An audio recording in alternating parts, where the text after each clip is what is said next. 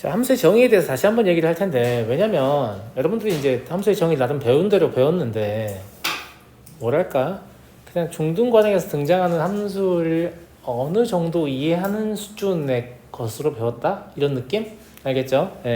근데 사실 이제 고등학교 수학의 내용의 90% 정도가 함수거든요.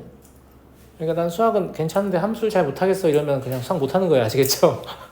이렇게 보면 되는 거고, 함수를 잘해야 수학을 잘하는 거다 이렇게 보셔야 되거든요. 예, 그래서 여러분들 알고 계신 함수를 조금 더 디테일하게 좀 알 필요가 있다라는 건데, 함수에서 제일 중요한 게 뭔지 알아요? 어떤 함수를 내가 다루고자 해요. 그럼 제일 첫 번째로 이 함수의 땡땡땡은 무엇이지? 이렇게 딱 봐야 되거든요. 근데 그게 뭐냐면 함수의 정의역이라고 하는 거예요. 이제 선생님 정의역 잘 모르겠는데요. 밑에 나오잖아. 나와 안 나와? 그죠? 근데 정의역이 집합이야. 그러니까 집합을 배우기 전에 애들한테 함수의 정의역에 대해서 얘기할 수 있겠니 없겠니? 없겠잖아. 그러니까 그렇게 중요한 내용을 언급조차 할 수 없다는 거지. 지금 교육과정이 집합을 너무 늦게 소개하는 바람에. 알겠니? 그래서 지금까지 알고 있었더라도 집합을 배운 이후에 이제 다른 함수를 좀 받을 것이다 라는 거랑, 이제 여기서 한번 함수를 제대로 배우면 함수를 다시 배울 일은 없어요. 대부분 이제 무슨 함수를 배우냐면 그냥 함수가 아니고 땡땡 함수를 배워요. 다항 함수, 지수 함수, 로그 함수, 삼각 함수. 무슨 말인지 알겠죠? 예. 그러니까 함수 자체에 대해서 배우는 건 이제 이게 마지막입니다. 여기까지 배우고 나면 더 이상 함수에 대해서 알려주지 않습니다. 제 말 무슨 말인지 알겠죠? 그러니까 이번에 확실히 좀 정리를 해야겠죠? 본인이 잘 모른다라고 하면. 알겠죠? 자, 그럼 함수가 뭐냐? 야, 함수 배웠다고 하니까 함수가 뭐냐고 물어보면 대답할 수 있나?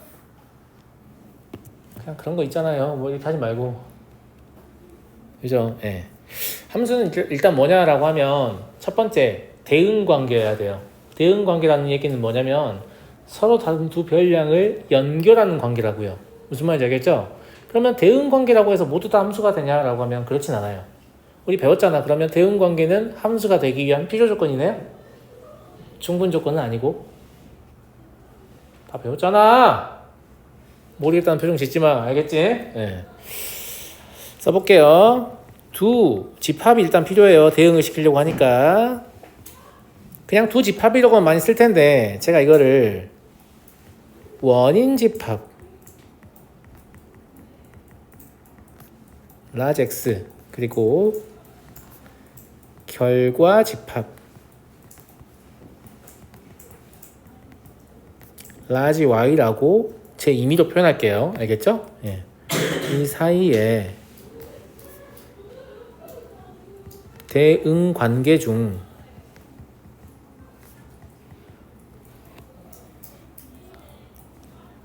인과 관계인 것이에요. 그러니까 제가 원인 집합과 결과 집합이라고 썼잖아. 대응 관계 중에 인과 관계인 것만을 함수라고 한다라는 거죠. 인과 관계 뭔지 아시죠? 원인과 결과의 관계요. 제 말 무슨 말인지 알겠어요? 네. 자, 제 말 잘 들어봐요. 안 쓰셔도 돼요. 그냥 눈으로만 보세요. 여러분들 초등수학에서 이런 상자 본 적 기억나요? 안 나요? 기억나 안 나? 여기 막 더하기 3이라고 써있고 여기다 2를 집어넣으면 얼마가 나올까요? 막 이딴 거 본 적 있어요? 없어요? 있죠? 있죠? 예. 네. 이때는 여기다 이렇게 4라고 쓸 거 아니야. 맞아.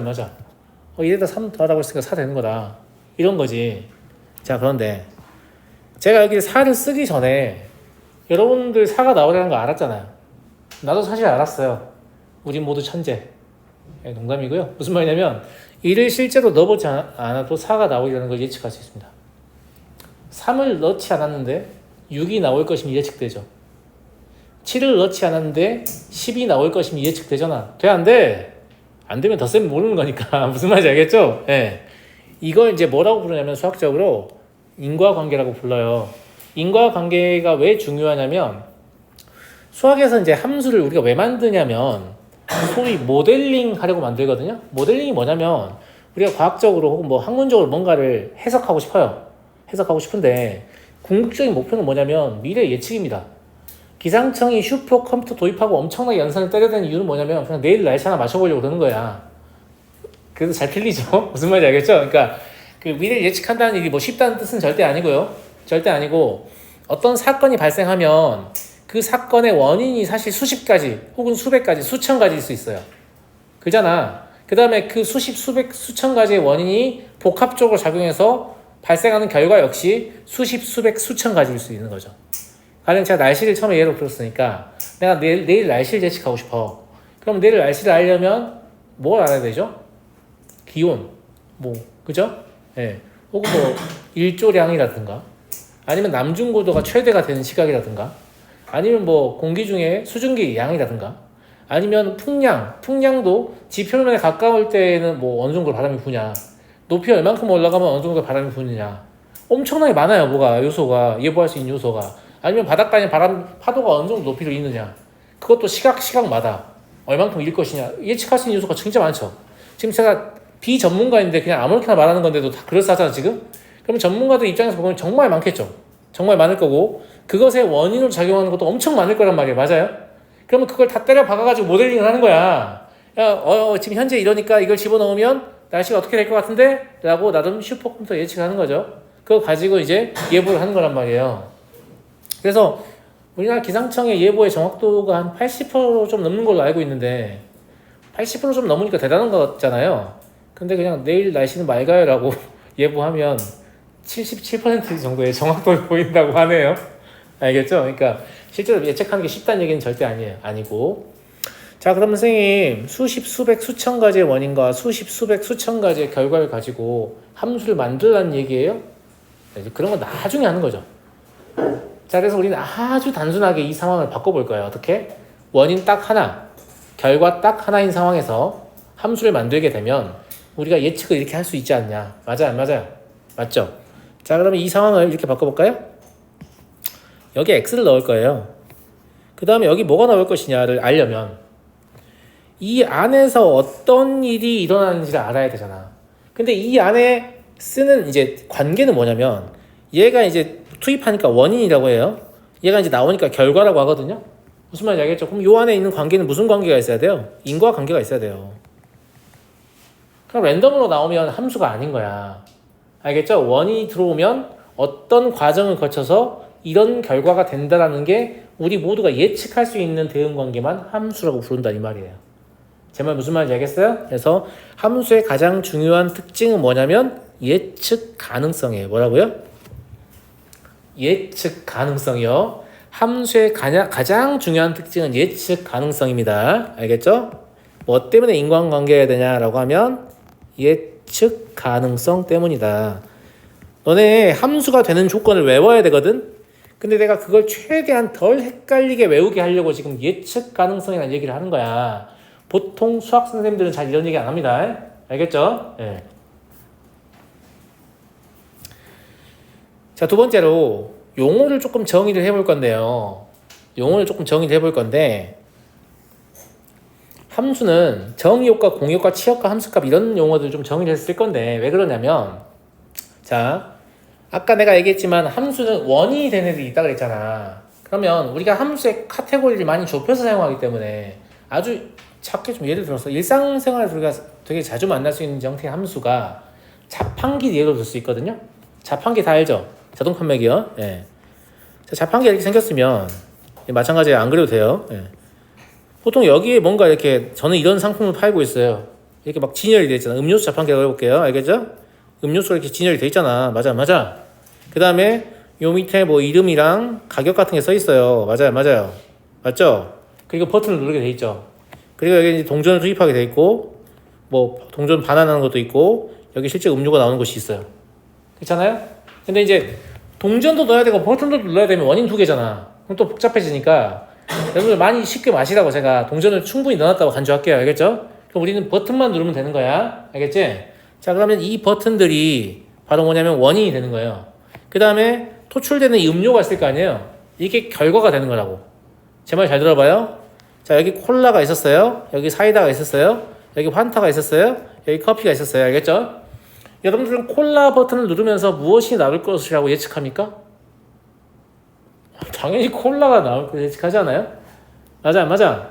사이다 버튼을 누르면 무엇이 나올 것을 예측해요? 사이다가 나올 것을 예측하죠. 자, 제 말 잘 들어요. 여러분 자판기 펼쳐 있어요. 근데 제가 지나가면서 선생님 사이다 하나 주라 이렇게 얘기를 했어.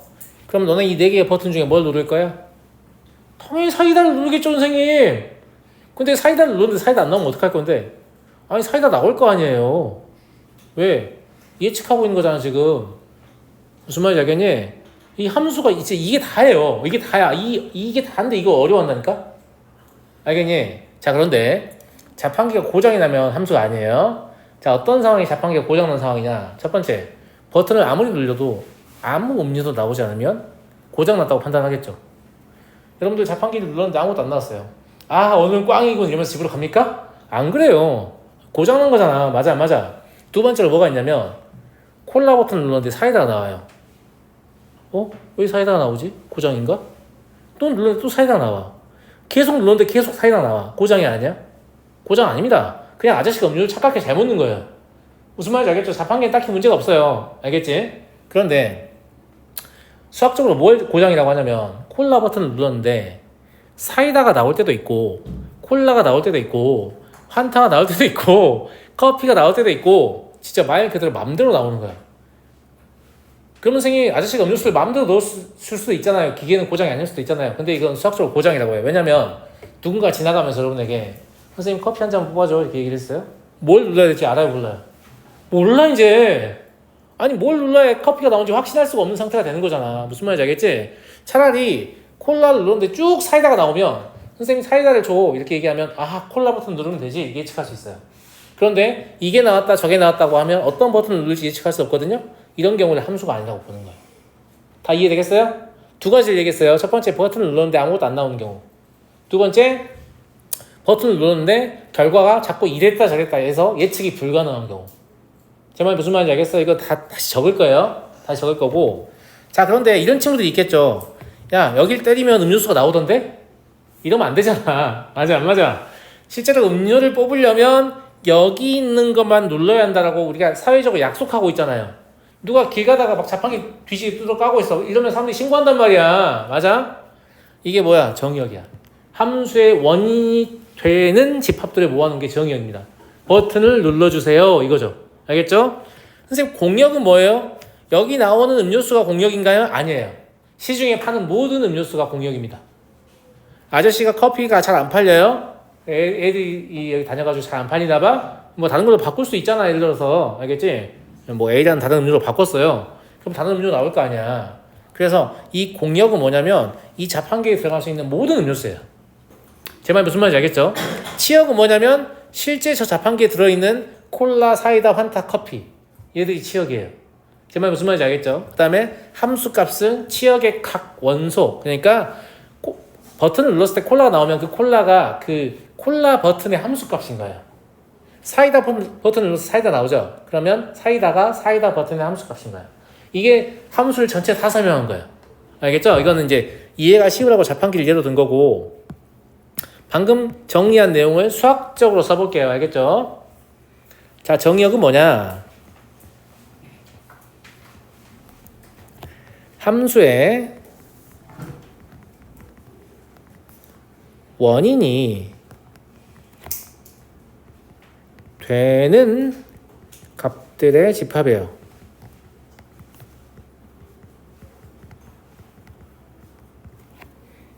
함수의 원인이 되는 값들의 집합이라고 했어요. 잘 봐요. 뭐가 좀 다르니까. 공역은 뭐냐? 함수의 결과가 될 수 있는 값들의 집합이에요.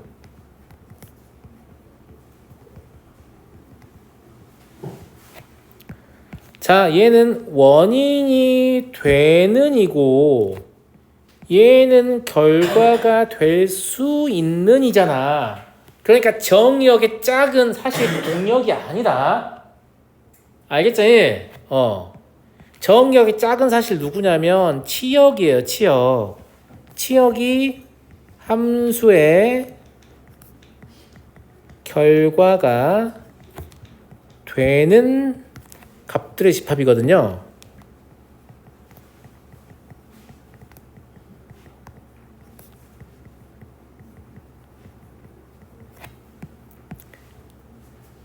결과가 되는 이잖아. 꼭 돼야 한다는 얘기죠. 무슨 말인지 알겠죠? 예.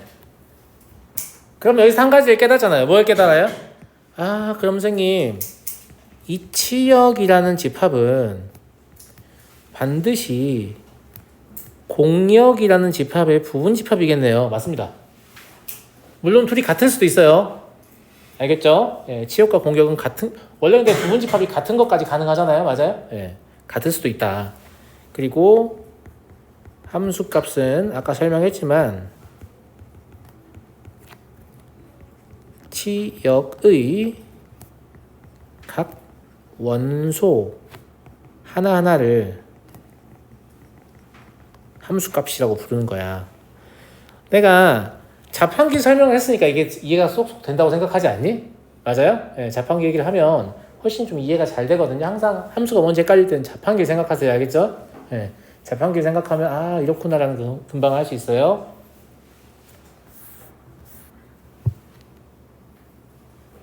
자, 그러면 이 아이들의 용어 이름 다 알았죠? 그래서 정의역은 사실 이제 뭐예요? 함수가 정의되는 영역이다. 이래서 이름을 저렇게 지은 거예요. 정의역. 알겠죠? 예. 공역은 왜 공인지 모르겠는데 아무튼 영문으로는 코도메인이라고 하는데 왜 공역이라고 해석했는지 잘 모르겠어요. 치역은 저 치자가 값치자예요. 함수 값의 그 값자예요. 그러니까 값치자를 생각하면 치역은 아 실제 함수 값이 되는 영역이니까 결과가 되는 집합이구나 생각할 수 있잖아. 맞아? 그러니까 뭐 특징적으로 기억해야 될 거 공격밖에 없는 거죠. 알겠니? 알겠어? 자, 대응관계가 함수가 될 조건은 뭐냐? 아까 제가 뭐라고 했죠? 예측 가능성이라고 했잖아. 근데 이 예측 가능성을 제가 자판기에서 구체적으로 예로 들었죠. 첫 번째, 자판기 버튼을 눌렀는데 음료수가 안 나오면 안 된다 라는 거죠. 그래서 대응관계가 함수가 되는 첫 번째 조건은 뭐냐면 정의역의 모든 원소는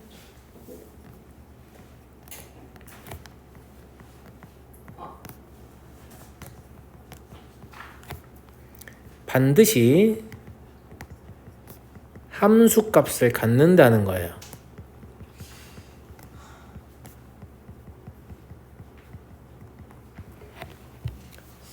아마 중학교 때 주로 물어보는 게 뭐냐면 함수가 되는 조건이 뭐냐고 물어보면 뭐 하나의 x에 하나의 y가 대응해야 한다 이걸 물어보기 때문에 애들이 함수가 되는 조건이 뭐야 이러면 하나의 x에 하나의 y가 대응해야 이걸 첫 번째로 말을 하거든요.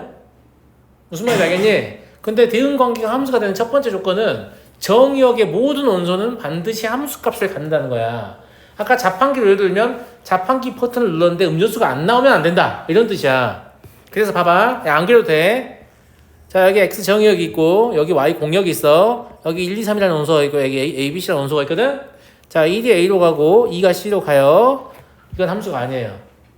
왜냐면 3이라는 버튼을 눌렀을 때 동작하지 않고 있기 때문이에요. 무슨 말인지 알겠어요? 즉 정의역의 모든 원소는 전부 다 화살표가 출발해야 한다고. 이게 빠져있으면 함수가 아닌 거야. 알겠지? 이게 이제 함수가 된 첫 번째 조건이고요. 두 번째,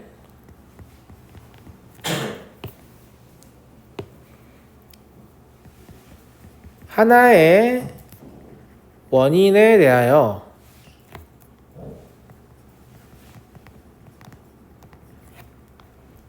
반드시 하나의 결과만이 대응합니다.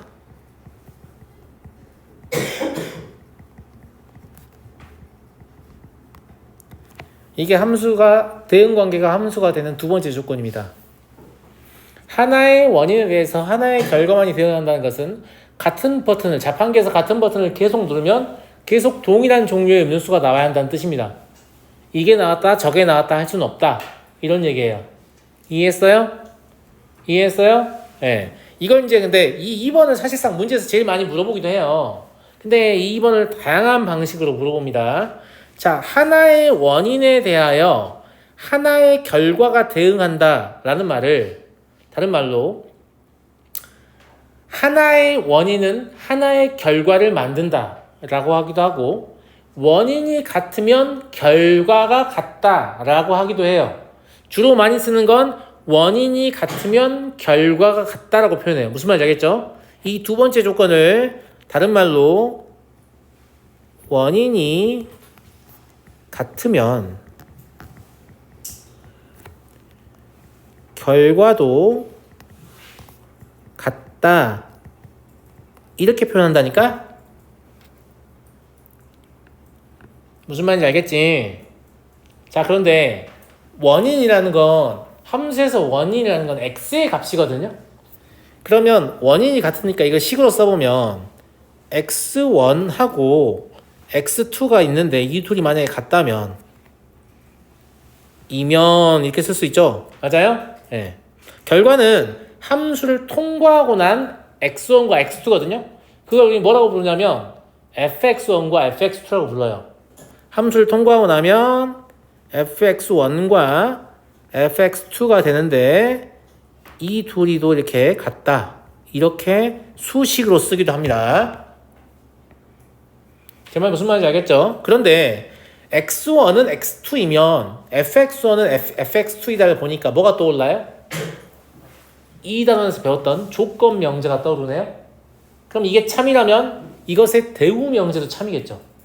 그럼 어떻게 쓸 수 있냐면 fx1이 fx2하고 같지 않다면 x1은 x2하고 같지 않다. 이렇게 쓸 수 있죠.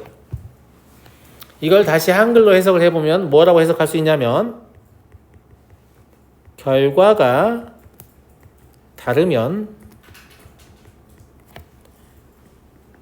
원인도 다르다. 이렇게 해석할 수 있단 말이에요. 지금 제가 4가지 표현을 썼잖아요. 뭐 5가지 표현을 썼다고 볼 수도 있고요. 이 모든 것들이 전부 다 시험에 나온가요? 라고 하면 예, 나와요. 표현을 돌려가면서 무슨 말인지 알겠죠? 또 다 똑같은 말인데 다양하게 표현하면서 이 전체가 전부 다 문제 출제가 되거든요. 그래서 어떻게 얘기를 하더라도 아, 이건 함수가 되는 두 번째 조건이구나 이렇게 생각하셔야 돼요. 길게 얘기했지만 실제로 함수가 되는 조건은 2가지밖에 없습니다. 대응관계가 함수가 되는 조건. 첫 번째, 정의역의 모든 원소는 반드시 함수값을 갖는다. 두 번째, 하나의 x에 대해서 하나의 y만이 대응해야 된다. 근데 이건 많이 보셨죠? 그림 안 그려도 돼요. 자, x 있고 y 있는데 1, 2, 3, a, b, c 이랬는데 일이 a도 갔다가 b도 갔다가 c도 갔다가 이런 짓을 하면 안 된다는 얘기야. 알겠지? 그럼 1을 집어넣을 때 a가 나올지 b가 나올지 c가 나올지 알 수 없잖아요. A 또는 B 또는 C가 나와 이런 얘기 안 해요. 딱 하나만 나와야 돼요. 무슨 말인지 알겠죠? 그럼 얘가 함수가 안 된 이유는 사실상 2가지가 있죠. 첫 번째, 하나의 X에 대해서 여러 개의 Y가 만나고 있어요. 두 번째, 정의역에 아직 대응하지 못한 함수들이 원인들이 남아있어요. 이러면 안 된다고 했죠? 무슨 말인지 알겠죠? 2가지 이유로 함수가 안 되는 겁니다. 그리고 이 2가지 이유를 꼭 갖춰야 되는 이유, 이런 조건이 필요한 이유는 무엇 때문이라고요? 예측 가능성을 가져야 되기 때문이다 라는 거예요.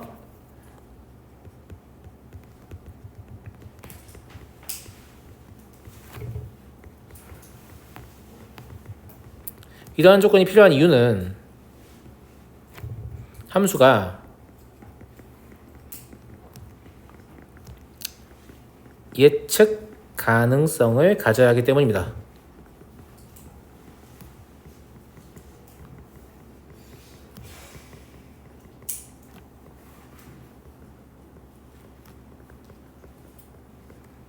물론 이런 건 시험에 안 나오지만 되게 중요한 얘기예요.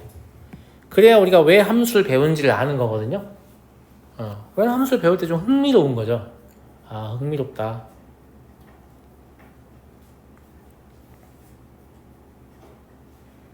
자, 넘어가 되죠? 넘어갈게요. 자, 봐봐요. 지금 라지 x가 정의역이고요. 뭐 때문에 아는 거냐면 여기 보시면 x에서 y로 가는 이렇게 표현했잖아요. 문자만 보고 판단하시면 안 돼요. y에서 x로 가는 이라고 했으면 y가 정의역이고 x가 공역이 되는 거예요. 어디에서 어디로 간다라고 했을 때 앞에 언급된 집합이 정의역이고 뒤에 언급되는 집합이 공역입니다. 제 말 무슨 말인지 알겠죠? 그러면 large x가 정의역이고 large y가 공역인데요. 우리는 보통 함수를 이런 식으로 잘 안 쓰죠. fx는 x 더하기 1 이런 식으로 쓰는 걸 선호하죠. 근데 이것도 올바른 표현이에요. 여러분들이 잘 사용하지 않고 문제에서는 사용할 때가 있거든요. 그래서 제가 일부러 이 표현을 써서 문제를 만들어 놓은 겁니다. 무슨 말인지 알겠죠? 그러면 뭐라고 써있다고 보시면 되냐면 원인이 들어오면 뭐 하는 함수예요? 1 더해서 결과를 만드는 함수예요. 맞아요? 그럼 얘는 함수입니까? 아닙니까? 이렇게 물어본 거죠. 함수야? 아니야? 함수가 아니에요. 왜냐면 정의역의 모든 원소가 함수값을 가져야 되잖아요. 그럼 마이너스 1을 집어넣어 보시면 뭐가 돼요? 얘가 0이 되죠. 근데 이 0은 공역에 들어있었어야 돼요. 공역이 있어요? 없어요? 없어요. 그럼 얘가 0을 나타낼 수 있어요? 없어요? 없는 거죠. 그래서 함수가 아니야. 함수가 아닌 이유는 마이너스 1에 대응하는 y의 원소가 없기 때문에. 그럼 함수가 되는 조건 누구에 위배되는 거예요? 첫 번째에 위배되는 거예요. 정의역의 모든 원소는 반드시 함수값을 갖는다. 무슨 말인지 알겠죠? 그래서 마이너스 1에 대응하는 y의 원소가 없으므로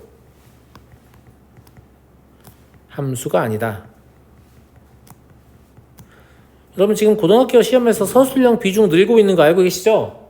진짜로 왜 함수가 아니냐고 물어봐요. 그럼 거기다가 학원쌤이 아니라 그랬어요. 이렇게 쓸 거예요? 그러면 안 되죠. 정확히 이유를 써주셔야죠. 무슨 말인지 알겠죠? 이해되죠? 네. 자, x가 x의 제곱이 된 함수.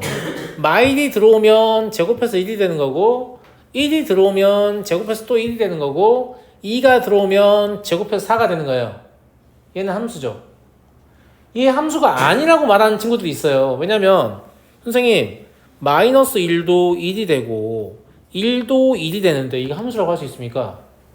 내가 아까 그랬잖아. 하나의 원인에 대해서 하나의 결과가 있으면 된다니까? 하나의 결과에 대해서 하나의 원인이 있다고 안 했어. 제 말 이해했어요? 하나의 원인에 하나의 결과가 존재하면 되는 거예요. 자, 잘 봐요. 여러분 고속도로 휴게소 가보면 사람들 되게 많이 방문하는 휴게소 있을 때 그런 자판기 본 적 있어요? 음료수가 딱 하나밖에 안 들어있어요. 버튼이 10개인데 다 콜라밖에 안 들어있어요. 한 번도 본 적 없어요? 있죠? 있어요. 그 자판기 고정이에요? 아니에요. 모든 버튼이 다 콜라를 추출하고 있잖아. 아무 상관없어요. 멀쩡하게 잘 동작한 함수입니다. 왜냐? 사람들은 어떤 버튼이든 막 누르거든요. 어차피 이 자판기는 콜라밖에 안 나오니까. 제 말 무슨 말인지 알겠죠? 아무 문제 없습니다. 그래서 여러 개의 원인이 같은 결과를 만들어도 여전히 함수라는 거. 알았니? 되게 중요한 얘기야. 자, 그럼 얘는 함수가 되는 겁니다. 왜냐하면 모든 원소의 함수값이 다 있거든요. 그리고 하나의 원소에 대해서 하나씩밖에 함수값이 없어요. 됐죠? 자, 다음 정의역과 공역이 안 보이는데 여러분 교재를 참조하세요. 3번 보시면 얘 함수냐 함수 아니냐? 함수 아니야. 그지? 왜냐면 x가 음수이면 홀수가 된다고 했는데 x가 음수이면 마이너스 1 집어넣으면 홀수인데 홀수가 지금 공역에 1도 있고 3도 있거든요? 그럼 둘 중에 누구냐고. 그걸 알 수가 없잖아. 결과가 예측되지 않으면 함수가 아니라니까요? 둘 중에 아무거나 고르면 되는 거 아니에요? 아니에요. 무슨 말인지 알겠죠? 예, 딱 정해져야 돼요. 여러분들이 고르는 게 아니고 그냥 딱 정해져야 됩니다. 무슨 말인지 알겠죠? 그래서 얘는 마이너스 1만 그런 게 아니고 1도 마찬가지고요. 2도 마찬가지예요. 얘들의 대응하는 y의 원소가 지금 현재는 2개씩 존재하는 거죠? 네.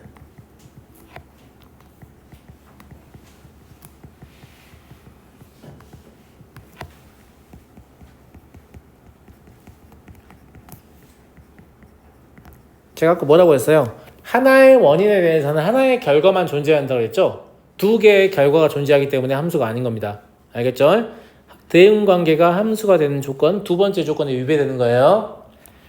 자, 네 번째. x가 0보다 크거나 같으면 1이다. 그러면 1이나 2를 넣으면 둘 다 1이 될 거예요. 이건 문제가 없다고 했죠. 1을 넣어도 1이 나오고 2가 넣어도 1 나오면 문제 없어요. 근데 마이너스 1을 넣으면 0이라고 했는데 0이 지금 공역에 들어있지 않죠. 그럼 마이너스 1 집어넣으면 아무 일도 일어나지 않겠죠. 그래서 이 1번과 마찬가지로 마이너스 1에 대응하는 y의 원소가 없기 때문에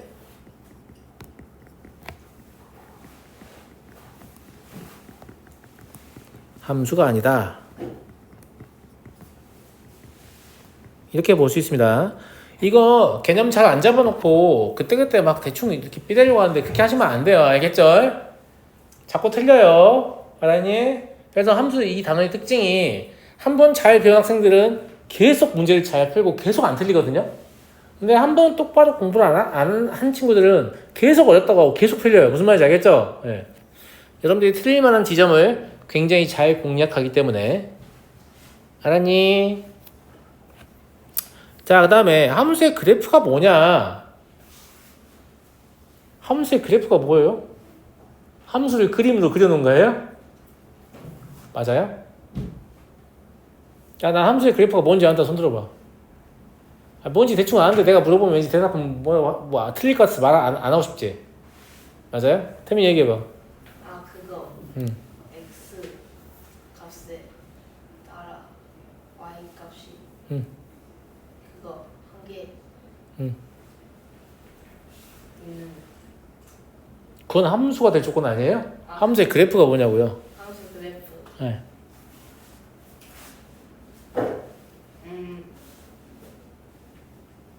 x 좌표랑 y 좌표에 있는 점을 이어놓은 거. 그건 도형일 수도 있잖아요. 얘기해봐. 틀릴 수 있긴 한데 네. 그 함수 대응하는 점들 모두 찾아가지고 모두 찾아서 그거를 이제 표현한 거. 잘했어요. 정답에 매우 가까워요. 자, 함수는 원인이 있고 결과가 있잖아요. 맞아요? 원인은 x 좌표로 잡고 결과는 y 좌표로 잡으면 점을 찍을 수 있거든요. 원인과 결과의 관계를 점으로 표현할 수 있어요. 물론 그 점이 무한계일 수도 있어요. 무한계이면 선이 되는 거죠. 유한계일 수도 있어요. 위에 있는 함수 같은 경우에는 정의역의 원소 4개밖에 없으니까 점 4개밖에 안 찍는 거잖아. 무슨 말인지 알겠지? 그 중학교 1학년 문제에서 학생들이 실수할 때가 있잖아요. 그 x가 될 수 있는 게 값이 4개밖에 없는데 이제 그 관계식이 y는 x 더하기를 나왔어. 그럼 애들이 x 더하기를 선으로 쭉 그어버리거든? 그럼 틀렸다고 하잖아. 왜? 이거는 지금 정의의 원소 4개밖에 없으니까 점 4개를 찍어야 되는데 너는 왜 선을 그렸냐? 라고 하면 틀렸다고 하잖아. 그게 그거야. 무슨 말인지 알겠지? 그래서 함수의 그래프는 그냥 함수의 원인과 결과를 실수의 순서쌍의 형태니까 이걸 좌표 평면에 점으로 찍어서 표현한 거죠. 제 말 무슨 말인지 알겠죠? 그걸 쓸 건데 좀 더 있어 보이게 쓸게요. 알겠죠? 똑같은 내용이에요. 네. 함수 f 이러면 이게 공식적인 표현입니다. 알고 계셔야 돼요. x가 정의역이고 y가 공역인 함수 f다 라는 뜻입니다. 정의역 x의 원소 스몰 x와 그에 대응하는 함수값 fx의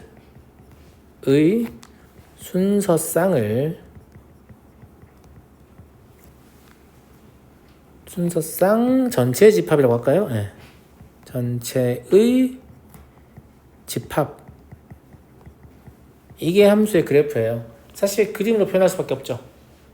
그죠? 무한집합이 돼버리면. 맞아요? 네. 이걸 조금 더 간략하게 적으면 집합이니까 이렇게 쓸 수도 있어요. x, fx 바 x는 large x의 원소이고 그죠? 예. 이걸로 끝인데? 예. 그러니까 밑에 써있는 이 집합 있죠? 이 집합을 한글로 써는 게 위에 있는 거다라고 보시면 되고요. 얘는 이렇게 쓸 수도 있을 것 같아요. x, y 바 x는 large x의 원소이고 y는 fx이다. 이게 여러분들 읽기에는 조금 더 매끄러울 것 같은 느낌이에요. y는 fx다 많이 쓰고 계시죠? 예, 실제로 y가 fx니까요.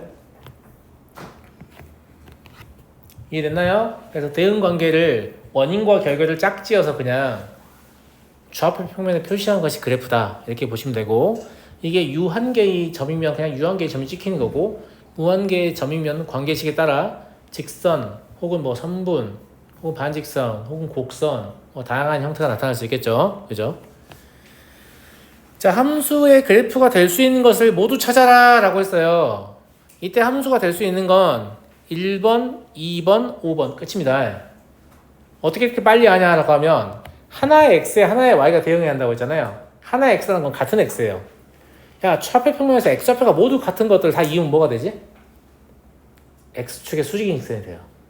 그럼 x축의 수직인 직선을 그었을 때 하나밖에 안 만나죠. 하나밖에 안 만나죠. 하나밖에 안 만나죠.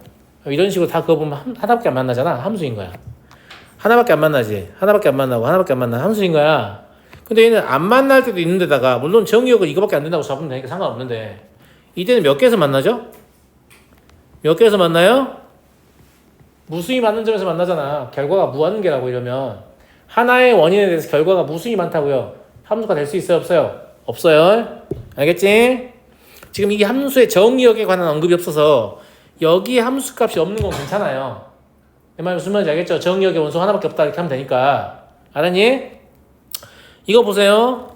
두 개에서 만나죠? 함수가 아니에요. 이런 점 하나만 찾으면 함수 아닌 거야. 알겠지? 근데 얘는 하나씩밖에 안 만나죠?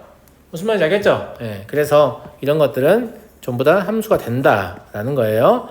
방금 제가 한 판정 방식을 뭐라고 하냐면 버티컬 테스트, 수직선 판정법이라고 하는데, x축의 수직인 직선 그어가지고 몇 개의 점에서 만나는 거 보고 그래프가 함수인지 아닌지 보는 거예요.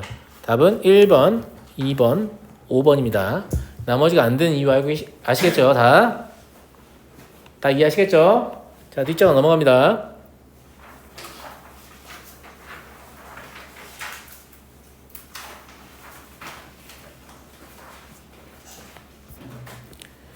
뒷장이 이제 1대1 함수와 1대1 대응이잖아요. 맞아요? 이 내용이 좀 어려우니까 잘 들으셔야 돼요. 알겠죠? 보통 학생들은 1대1 함수랑 1대1 대응을 자꾸 외우려고 하고, 제가 봤을 때는 교육과정도 약간 좀 잘못된 느낌이 있긴 해요. 왜 그러냐면 1대1 함수와 1대1 대응을 왜 배우는지를 좀 더 분명하게 알려줬으면 좋겠다라는 거지. 뭐냐면 원인을 가지고 결과를 예측하는 과학의 탐구 방법을 뭐라고 하게요? 연역적 탐구 방법이다 이렇게 얘기를 해요. 들어본 적 없어요? 뭐 그런다 치고, 그 다음에 결과를 여러 구체적인 사례를 모아서 이러지 않을까? 이런 결론을 내는 걸 귀납적 탐구 방법이다 이렇게 이야기를 해요.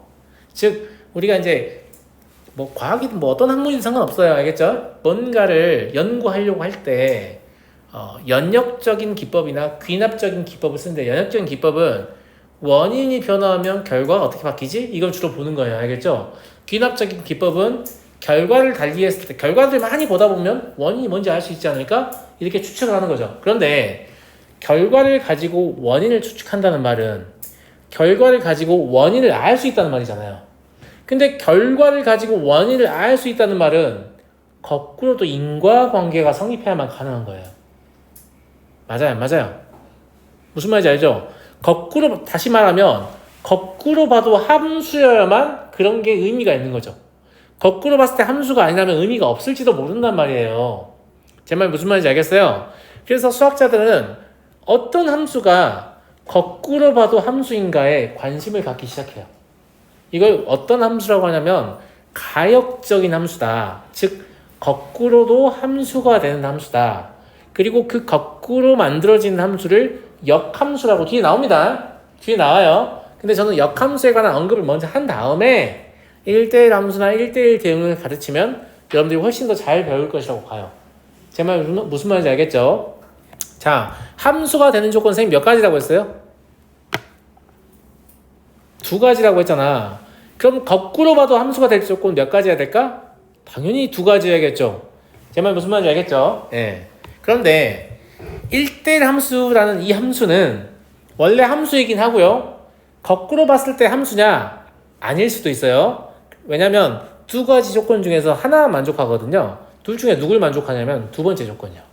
즉 하나의 y에 대해서 하나의 x가 대응하는 상황. 이걸 만족하는 걸 1대1 함수라고 해요.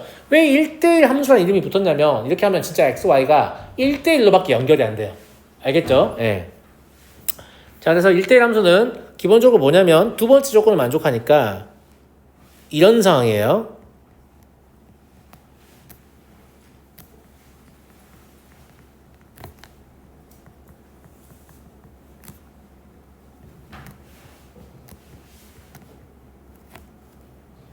이걸 만족하는 함수가 1대1 함수입니다. 일단 기본적으로 함수이면서 무슨 말인지 알겠죠? 근데 이것도 다르게 써볼 수 있겠잖아. 맞아 안 맞아? 얘를 글로 읽어보면 뭐예요? 하나의 결과에 하나의 원인이 대응한다. 혹은 결과가 같으면 원인이 같다. 이렇게 읽을 수 있죠? 얘들아, 원인이 같으면 결과가 같다는 말과 결과가 같으면 원인이 같다는 말은 다른 말이야. 명제를 배웠으니까 이제 알잖아. 무슨 말인지 알겠지? 그래서 이걸 한글로 읽으면 무슨 말이냐면 결과가 같으면 원인이 같다. 근데 당연히 함수가 얘가 함수이니까 일단 함수니까 원인이 같으면 결과도 같겠죠. 여기서는 역도 성립합니다. 함수니까 무슨 말인지 알겠지? 근데 이러려면 딱 1대1로밖에 연결이 안 되는 거죠. 이해되죠? 그리고 이거의 대우 명제를 사용해서 여러분들도 혼란을 주겠죠.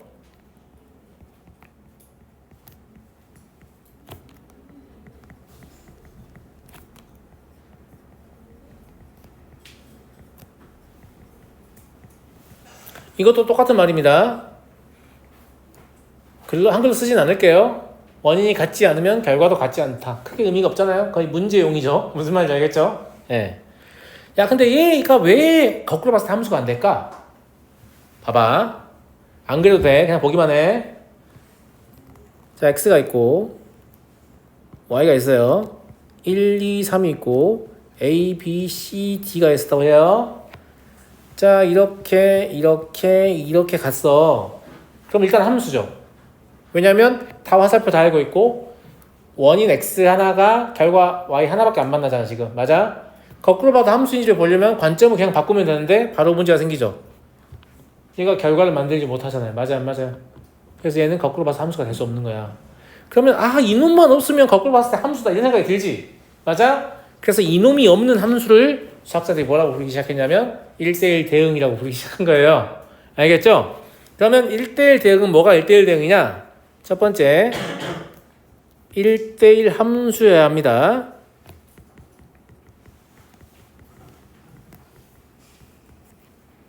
두 번째 1대1 함수이면서도 가역성이 없는 함수일 수 있잖아. 그걸 방지하려면 뭐라고 하면 되냐면 그냥 저 C가 없다는 말은 뭐예요?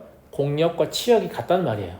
무슨 말인지 알겠죠? 그래서 치역하고 공역이 같아지면 이제 역함수를 만들 수 있는 가역적인 함수가 되고요. 이걸 1대1 대응이라고 해요. 그러면 1대1 함수보다는 1대1 대응이 사실 더 중요하지. 맞아 안 맞아? 그렇죠? 이 1대1 대응이라는 함수는 무슨 함수라고요? 가역적인 함수라고요. 역함수라는 표현은 저 뒤에서 나올 때 일단 주로 쓸게요. 거꾸로 봐도 여전히 함수다 이런 뜻이에요. 제 말 무슨 말인지 알겠죠? 요 그림이 지울게요. 부끄러우니까 너무 대충 그려서. 됐니? 네.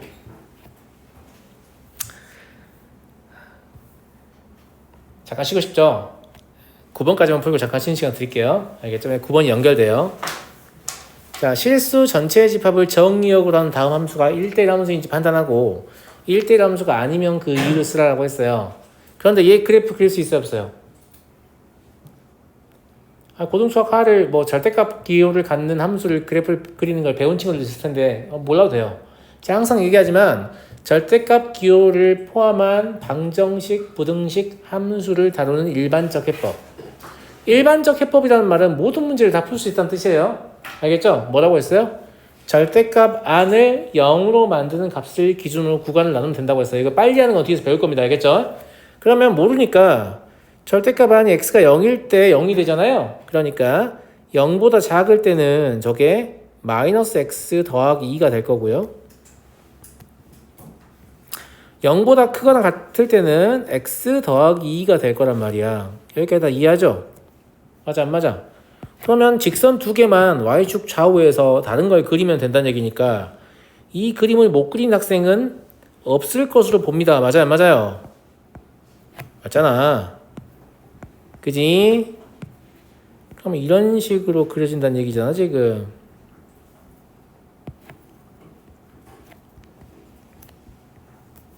이렇게요. 이해되니? 예, 이게 저 함수의 그래프예요. 자, 일단 함수이긴 하죠. 봐봐. 함수이긴 하잖아. 그치? 그런데 1대1 함수인지 아닌지 보려면 거꾸로 보면 되는 거야. 수평선 판정하면 돼요. 하나의 y에 대해서 x가 하나 만나는지 알고 싶은 거야. 그러면 y좌표가 동일한 건 y축의 수직이겠죠. 이렇게 끄어요. 몇 개예요? 두 점에서 만나죠? 하나의 y에 대해서 x가 두 개라니까요. 무슨 말인지 알겠죠? 네. 그래서 쟤는 1대1 함수가 안 되는 거예요. 이건 그림으로 좀 남겨놓을게요. 이렇게 내가 y는 y1이라는 직선을 그었는데 그죠? 여기 만나는 점이 두 개가 있어 버리잖아요. 여기를 x1, 여기를 x2라고 하면 하나의 y1에 대해서 x1도 있고 x2도 있기 때문에 맞아요? 설명을 해보면 하나의 결과에 대해서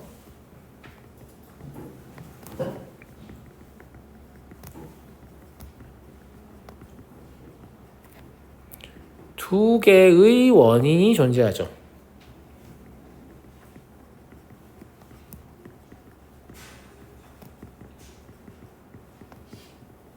그래서 1대1 함수가 아니다.